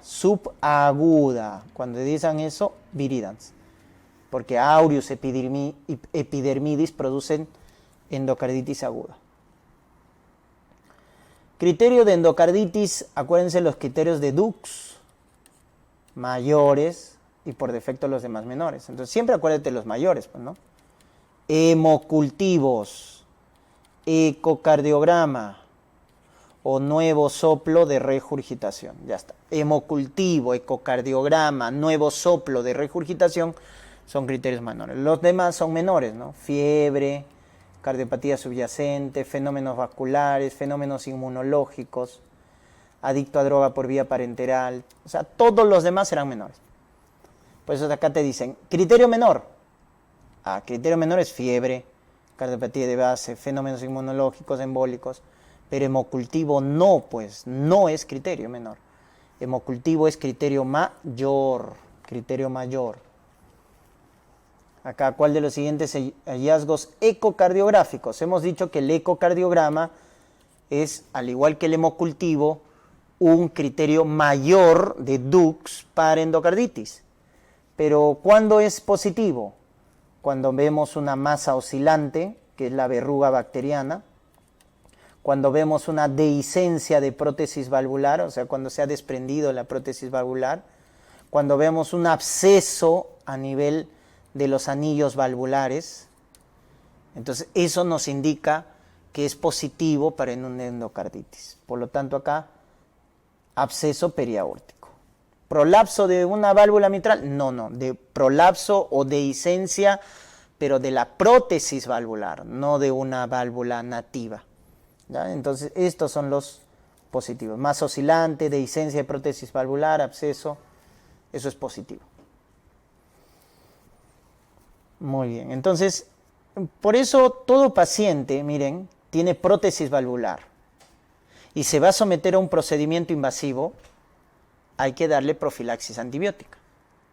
Entonces, si un paciente tiene prótesis valvular, valvulopatía reumática o cardiopatía congénita en el caso de los niños, y se va a someter a un procedimiento invasivo, como una endoscopía, broncofibroscopía, una endodoncia, procesos odontológicos que van a predisponer a bacteriemia, hay que dar profilaxis antibiótica. ¿A base de qué? A base de betalactámicos, es de elección. la amoxicilina por vía oral, la ampicilina por vía endovenosa. Son de elección. Pero acá te dice que es alérgico a la penicilina. En esos casos cambiamos a clindamicina. ¿Ya, chicos? Clindamicina. Criterio primario para el diagnóstico de fiebre reumática. Ahí sí tenemos mnemotecnia, ¿verdad? Los criterios de Jones, acá sí hablamos de la fiebre reumática. Cáncer. No puedes equivocarte en esta pregunta. Cáncer es la mnemotecnia. C, de carditis. A, de artritis, que es lo que falta acá. Artritis. N, de nódulos subcutáneos. C, de Corea de Sydenham. Y R, de eritema marginatum. Esos son los criterios mayores. Carditis, artritis, nódulos, corea, eritema marginatum. Por lo tanto, ¿cuál no es un criterio primario? La fiebre, pues, porque todos los demás serán menores. Estos son los mayores. Entonces, los demás, fiebre, aumento de PCR, aumento de BCG, criterio menor. ¿Y cuál es la alteración más frecuente en la fiebre reumática? A nivel cardíaco, la pancarditis. La inflamación característica de un paciente con fiebre reumática aguda es la pancarditis, porque afecta todas las capas del corazón. O sea, el endocardio, el miocardio y el pericardio, ¿no? Ya está. Entonces, ese es el criterio o la inflamación típica, ¿no?, de la fiebre reumática. Forma unos nódulos, ¿no? Se llaman nódulos de Aschoff. ¿Ya? Ahí en el estudio anatomopatológico encontramos los nódulos de Aschoff. Miren este caso clínico, 43 años, que procede de Cusco, con historia de disnea, medianos esfuerzos, de un año de evolución progresivo, con signos de desnutrición crónica, ¿no? Al examen se encuentra choque de punta, ¿no es cierto?, ruidos taquiarrítmicos, y este es el dato. Miren, soplo,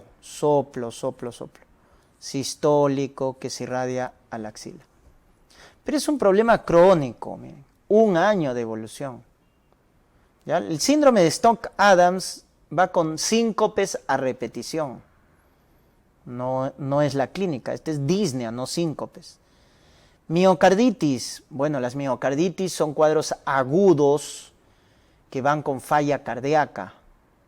Generalmente no afectan las válvulas, ¿no? Acá me dicen soplo. Pericarditis, no, tampoco en este caso no tiene por qué asociarse a este cuadro crónico con soplo, ¿no?, de valvulopatía. Endocarditis, las endocarditis también son agudas o subagudas. No es un año de evolución, no va a estar con una endocarditis. Muy bien, la respuesta correcta es la cardiopatía reumática. O sea, probablemente este paciente ha hecho una fiebre reumática y esa fiebre reumática ha generado una valvulopatía, que es la secuela que tú debes pensar de una fiebre reumática, ¿no? La fiebre reumática, recuerden, deja secuelas valvulares, estenosis mitral, insuficiencia mitral crónica, que es la que estás viendo. Porque la insuficiencia mitral es la que va con soplo sistólico que se irradia a la axila.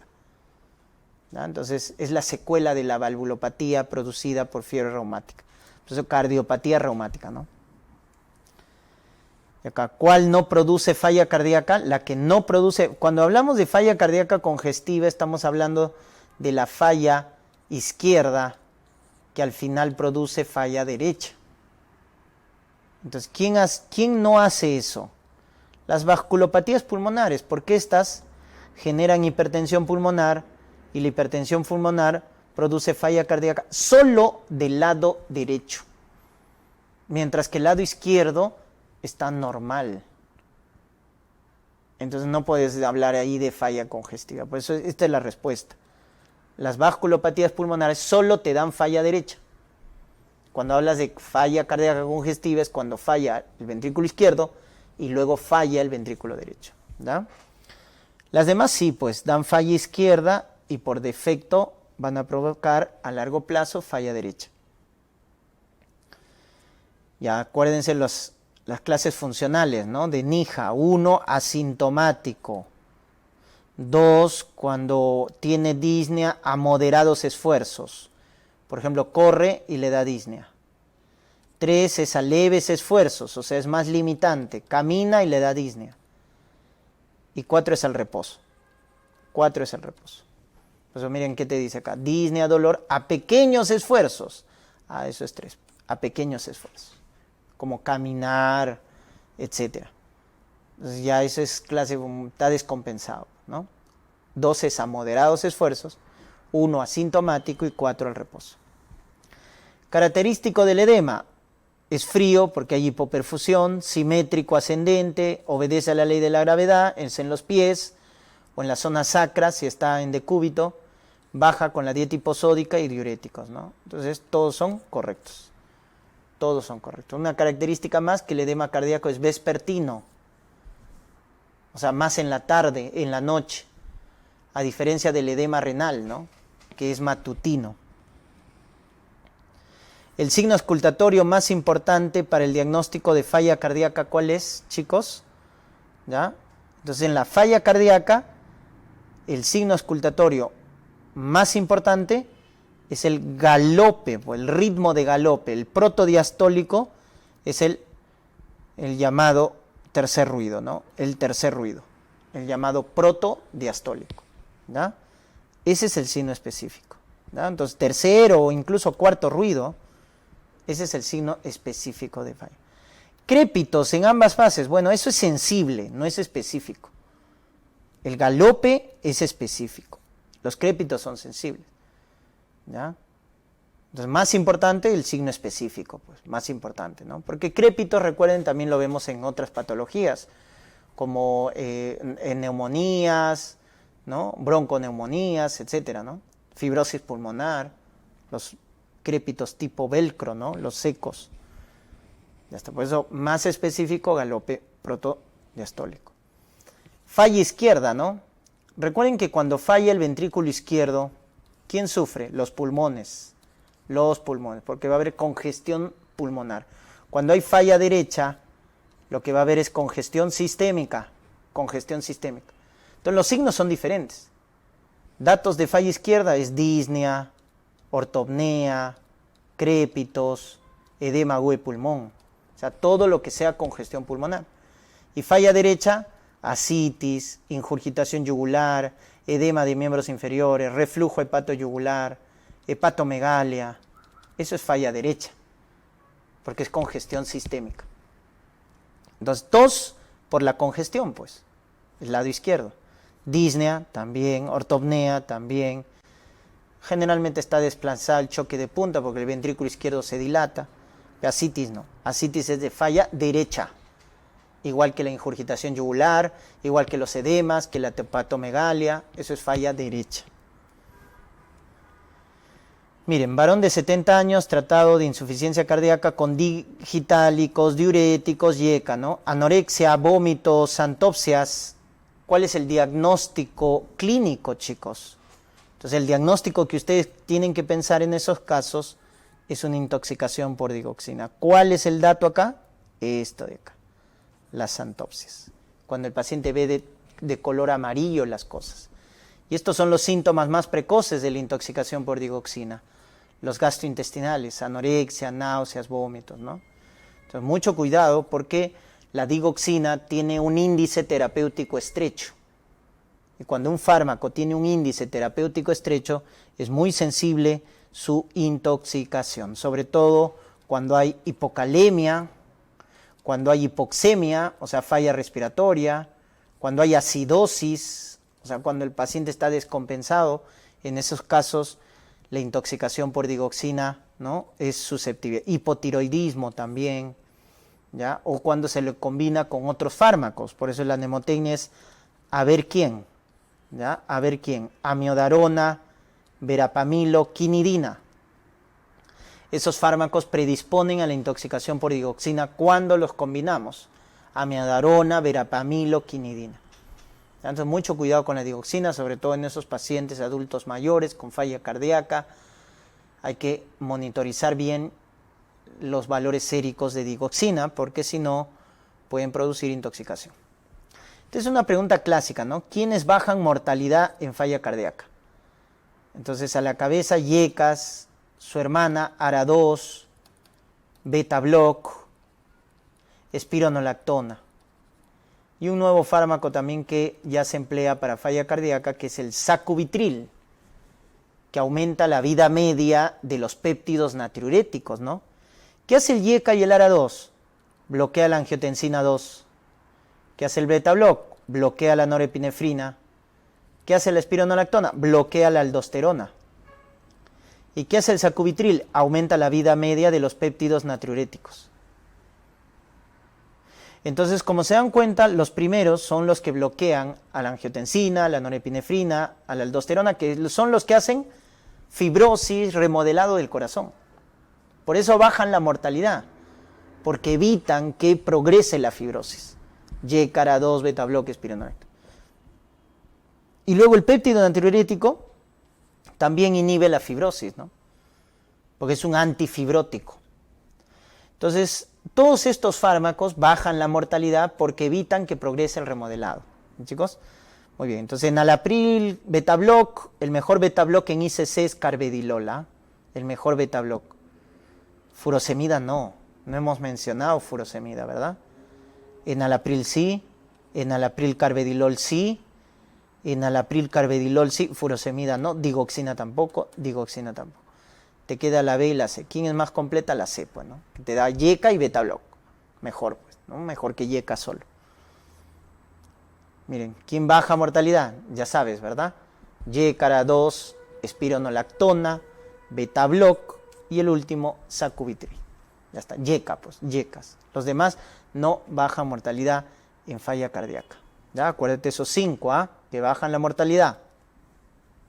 Y esto también han fallado. Dicen la fisiopatología de la falla cardíaca. ¿Qué pasa en la falla cardíaca? Cae el gasto cardíaco.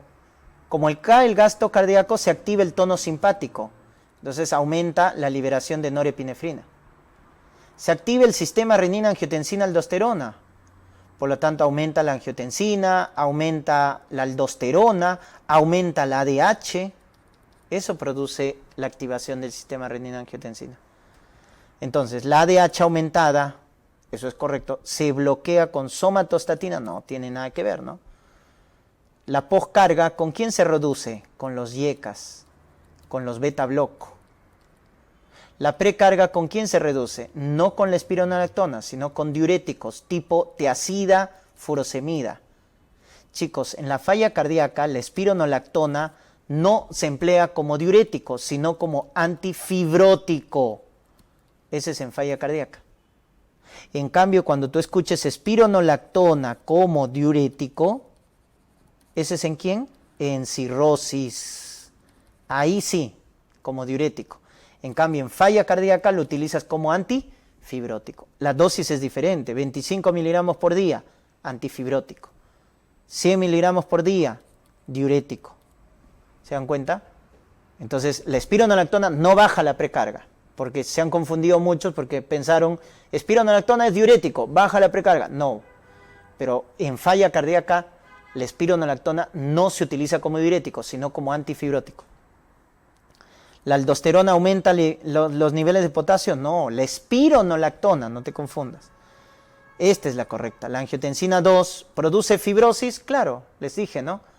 Angiotensina, norepinefrina, aldosterona son los que producen remodelado cardíaco. Por eso los que bloquean bajan la mortalidad. ¿Y con qué se bloquea? Con los YECAs. ¿Cómo bloqueo el sistema renina-angiotensina? Con YECA, ARA2, etc. En relación al tratamiento de la falla cardíaca, señale lo correcto. A ver, el ARA2, el YECA, se emplea para la falla sistólica. Lo que hemos hablado es falla sistólica, que es la más frecuente.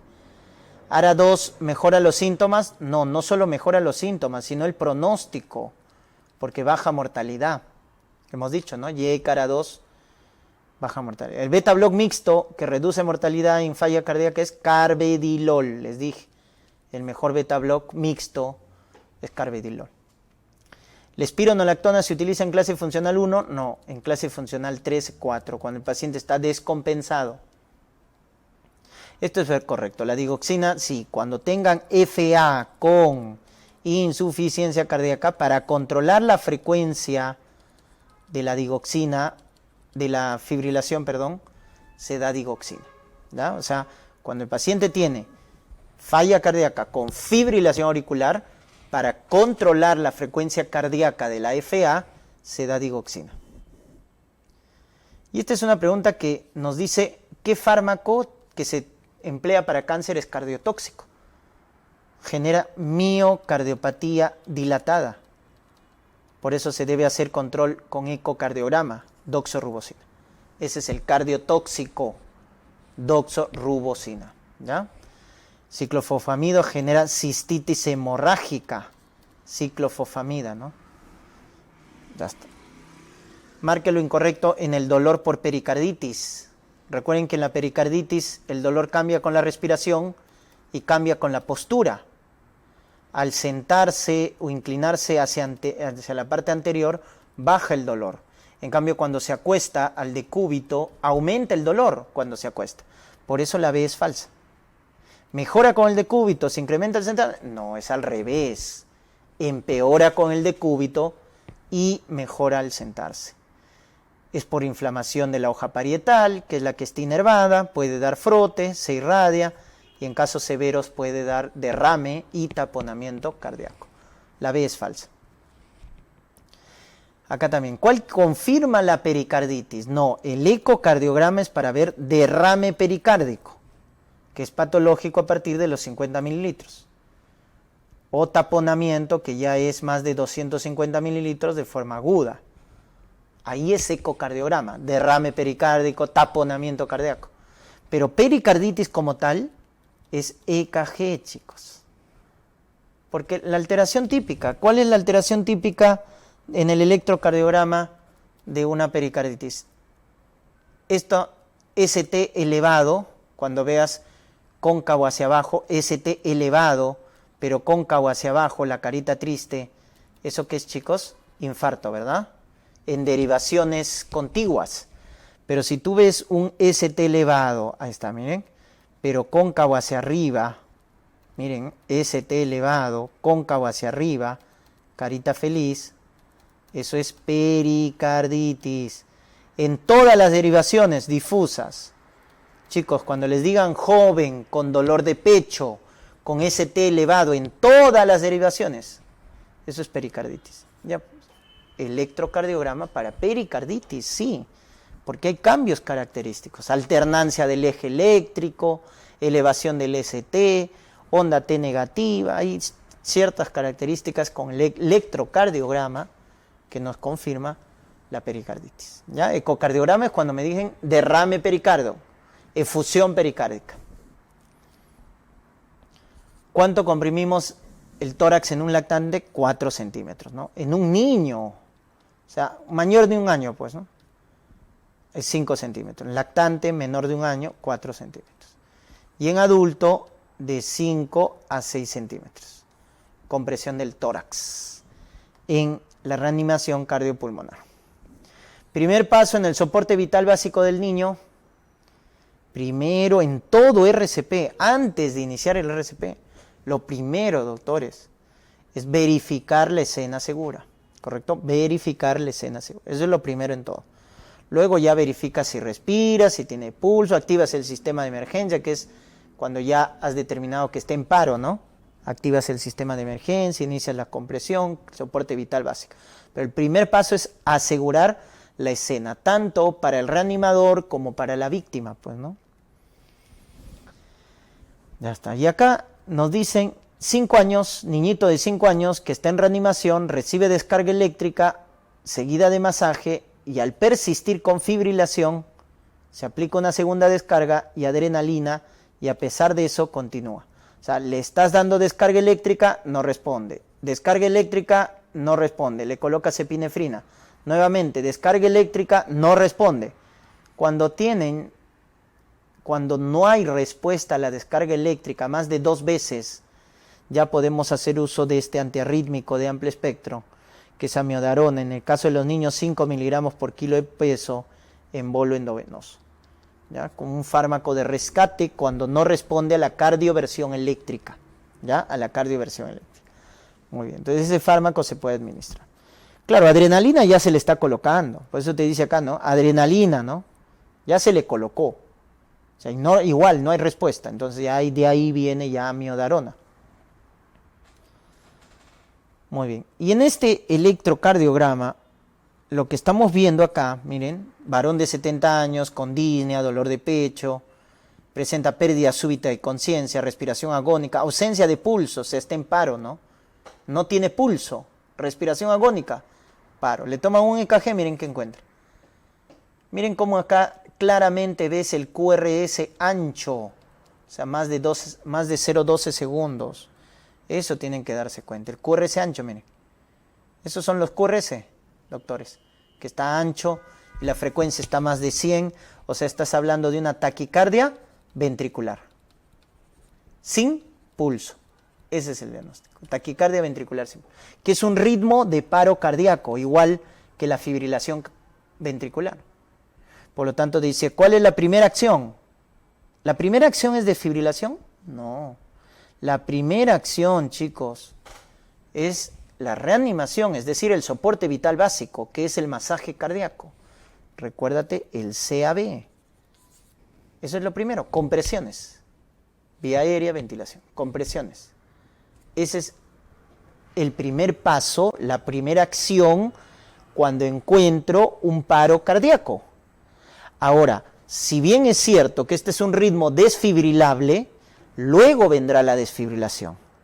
Luego, ¿no es cierto? Obviamente porque hay que prepararlo, etcétera, hay que verificar que sea el ritmo correcto. Entonces, luego desfibrilamos, ¿no?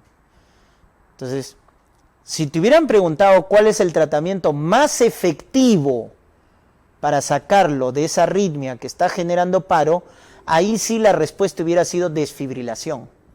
Porque el paciente, ¿quién lo va a sacar? La desfibrilación. Pero eso no te está preguntando, te está preguntando cuál es la primera acción. Tú tienes un paciente en paro, correcto, le tomas EKG, ves, pero lo primero que vas a hacer, ¿cuál es? Rápido, pues, iniciar las compresiones, o sea, el CAB. Entonces, lo primero es el masaje cardíaco. Ya después, obviamente, y es el mejor tratamiento, y mientras más rápido, mejor, es la desfibrilación. Entonces, mucho cuidado con esas preguntitas, ¿eh? O sea, lo primero es el CAB, que es el soporte vital básico. Luego ya viene la desfibrilación, fármaco, reanimación postparo, etc. La anafilaxia, ¿no? La anafilaxia, el shock neurogénico, la sepsis, acuérdense, ¿qué causa? Shock distributivo. Muy bien, la mayoría ha hecho bien. El infarto da shock cardiogénico, la hemorragia da shock hipovolémico, taponamiento cardíaco es obstructivo, el neurogénico está dentro del distributivo, ¿no? Para que un paciente haga shock hipovolémico debe perder más del 30% de su volemia. Más del 30% de su volemia. ¿Cuándo definimos shock séptico? O sea, sepsis es paciente con infección más falla de órgano, pero que responde a fluidos. Eso es sepsis, ¿ah? Infección con falla de órgano que responde a fluidos. En cambio, para llamarle shock séptico, es el paciente que tiene infección, con falla de órgano, que ya no responde a fluidos. Y tienes que usar vasopresores. Por eso la respuesta correcta es la E. Sepsis que induce hipotensión, que no repierde con cristaloides y que es necesario usar vasopresores, ¿ya? La B es definición de sepsis, ¿no? SIRS causado por infección, eso es sepsis. Sepsis, pero para decir shock séptico tienen que decir sepsis que no revierte con fluidos y sí con vasopresores. Causa más frecuente de shock cardiogénico, infarto, ¿ya? Cuando el infarto necrosa más del 40% del ventrículo izquierdo, produce esto.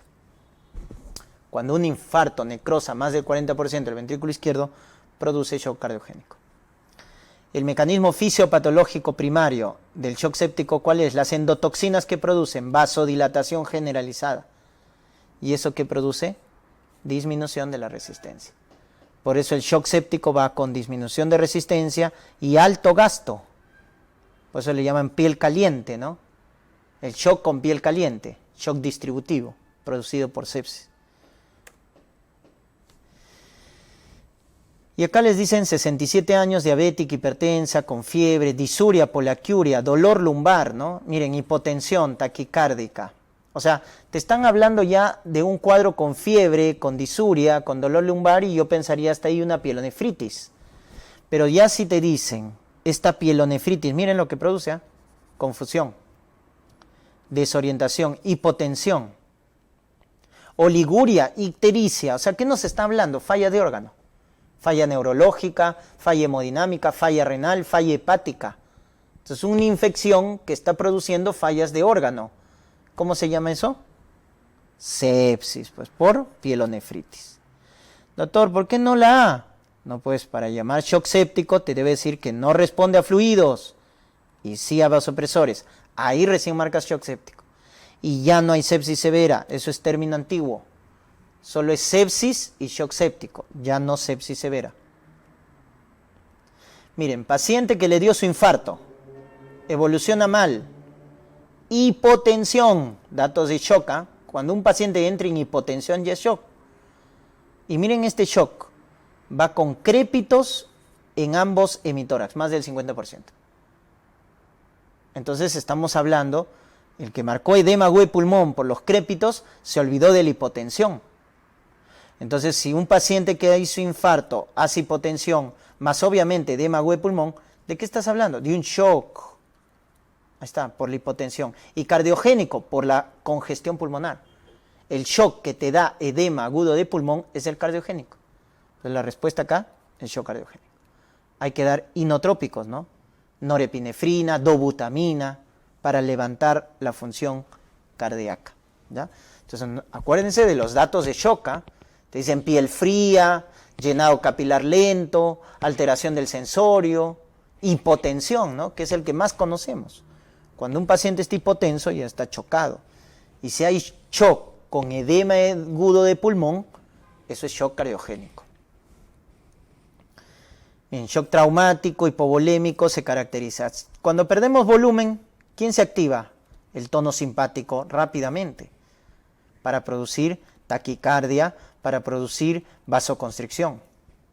Y luego se activa el sistema renina-angiotensina-aldosterona para hacer vasoconstricción, para elevar la secreción de aldosterona, la secreción de ADH y aumentar, ¿qué cosa? La volemia, aumentar la presión. Eso es lo que se activa en un shock hipovolémico. Primero el tono simpático y luego el sistema renina-angiotensina-aldosterona. Por lo tanto, te dice, en un shock hipovolémico puede haber congestión, confusión, claro, por la hipoperfusión cerebral, hay menos volumen. Oliguria, por la falla renal. Vasoconstricción, por el tono simpático elevado. Aumento de la viscosidad, también, porque se ha perdido plasma. Pero bradicardia no. En el shock lo que hay es taquicardia, por el aumento del tono simpático. No hay bradicardia, ¿ya? Hay taquicardia.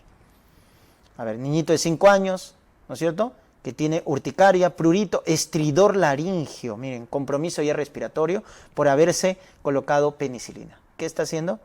Una reacción alérgica grave, anafilaxia, shock distributivo, y recuerden que en anafilaxia, epinefrina, ¿no? En los lactantes 0.01 miligramos por kilo de peso, en los adultos 0.4 miligramos, por vía intramuscular o subcutáneo, ¿no?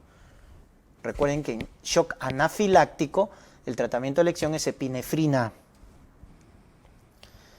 Miren, 70 años, su infarto, dolor de pecho, hipotensión, shock cardiogénico. ¿Qué damos en shock cardiogénico?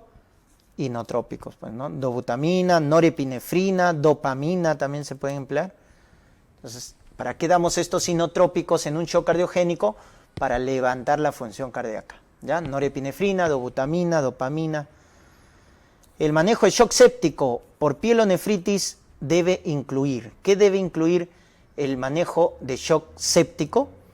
Entonces, para toda sepsis, fluidoterapia, 30 mililitros por kilo de peso en las 3 primeras horas. Buena cantidad de fluidos.